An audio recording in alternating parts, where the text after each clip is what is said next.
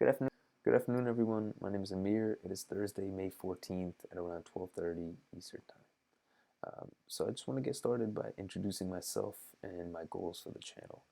So I was introduced to Bitcoin through a few different forums online in around 2011, 2010, and immediately I understood that this technology had the potential to change everything. I think Bitcoin might be able to restructure our values as people, what we consider to hold value, and how that might bleed into changing the overall mentality of people. My view towards Bitcoin really has never changed, and I think that will only change if Bitcoin proves itself to be a failure or really being replaced by a better technology. As far as the channel goes, I would like to be focused on Bitcoin, cryptocurrency, and risk management, maybe a little bit of personal finance, but really Bitcoin and the space as a whole. So I just want to start off by showing the stock to flow model for Bitcoin. This was put out by Plan B on Twitter, and I'll link him in the description. It's just a really easy way to visualize the supply and demand of Bitcoin and its relationship to the price. So this maroon line here represents the stock to flow line, which is calculated by the supply and demand. These major upticks here represent the Bitcoin block reward halving, which we just had a couple days ago. At that point, the amount of Bitcoin that is released each 10 minutes or so is decreased by half. If demand stays consistent or increases, then price will also increase, which is what supply and demand tells us. And that's why this increases so drastically at a few points here, which is roughly every 4 years or so.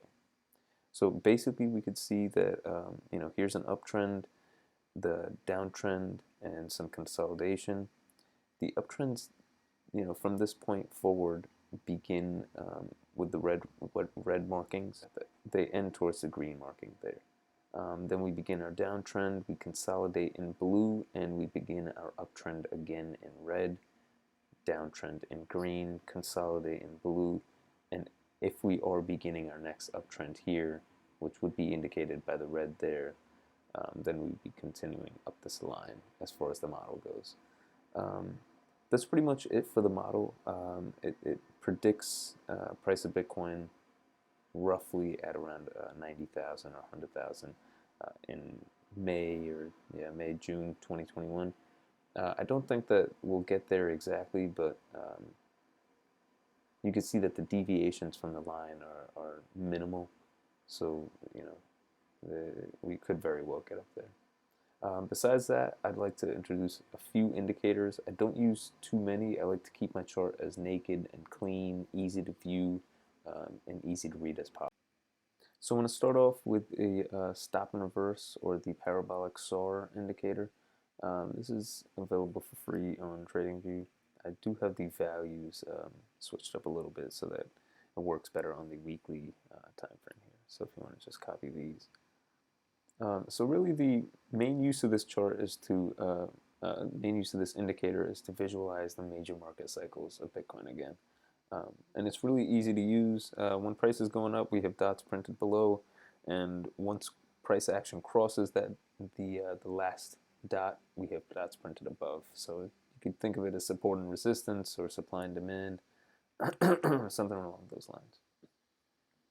So you could see from this point forward, we did not return. Once we crossed this point here, we did not return to that price ever again. As far as this cycle here in 2016, we did see some drawdown of about 20-25%, which looks like it was pretty much a perfect retest of this consolidation region here.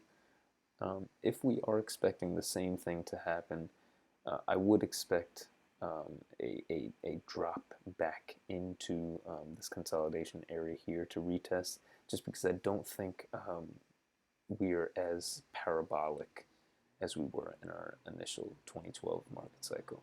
I think we're more or less in a similar state here, where a lot more people are aware of price action and might be looking for that retest. So if we do cross above here, I do think we will be starting our major market cycle from this point forward. But I do expect maybe a retest of this 10,000 region. If we were to visualize it, maybe it could be something like that, and then continue our cycle from that point forward. But I do want to also put these vertical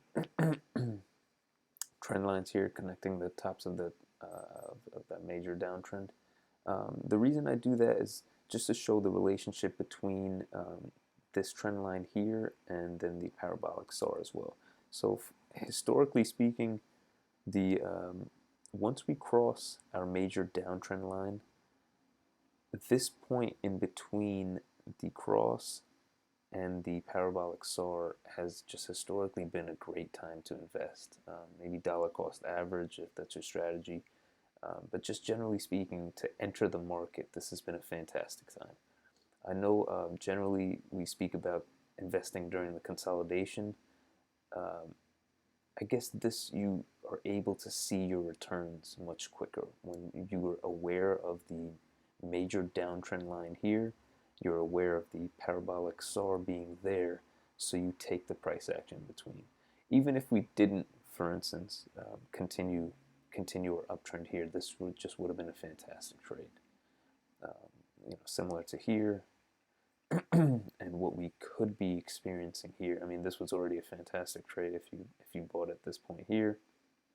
You're already in a great position.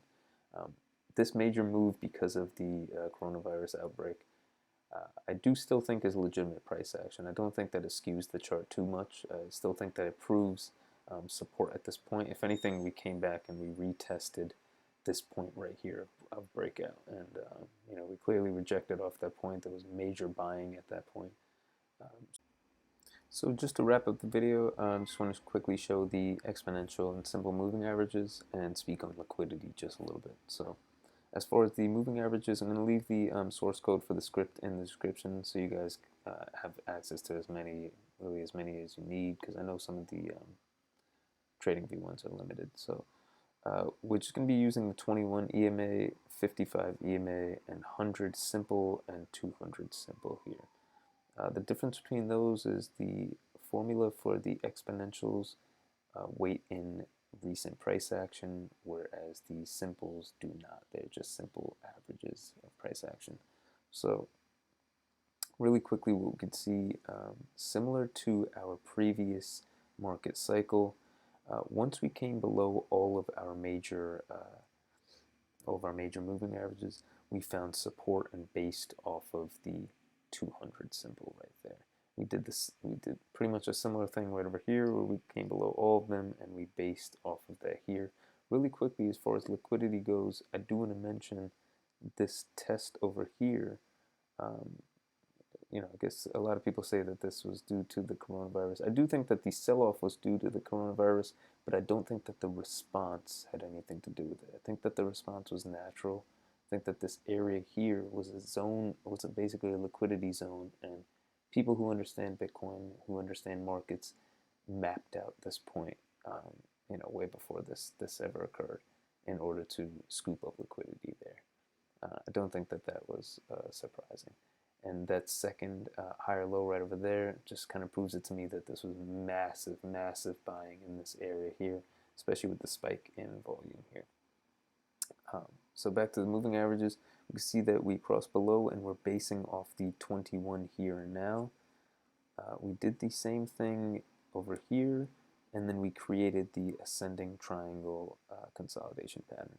So we haven't created anything like that yet, but since we are above now, we had the opportunity to create some type of consolidation here, and maybe that will lead us up to the 11.5 region. Really at that point, there's more major liquidity I think exists over here, and once we get to this point, if we can close above it, I think we will know that we are in a major uptrend, and the bias should be as such. None of this is financial advice. This is just my opinions on the market. Really quickly, I do want to go into current time frame or shorter time frame, just because I know that a lot of people will be interested in that. And then I'm going to go to the BitMEX chart, just because we had some price action earlier in the morning.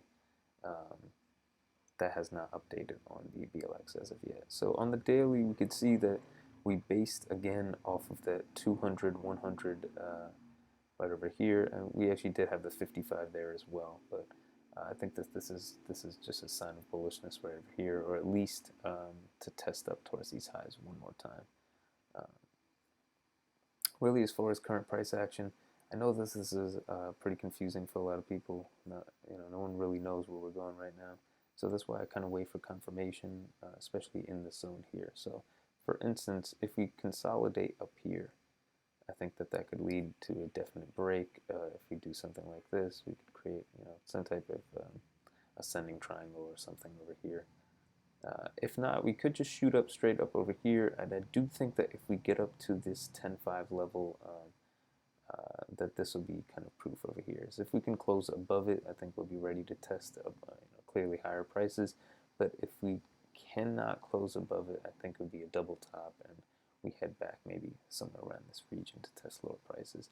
But I think we could just, sit and wait out. I think that waiting for opportunities in the market, letting prices come to you, is the best way to trade. I think it's the most effective way to trade. Involves the least risk. All right, so that's pretty much the end of the video.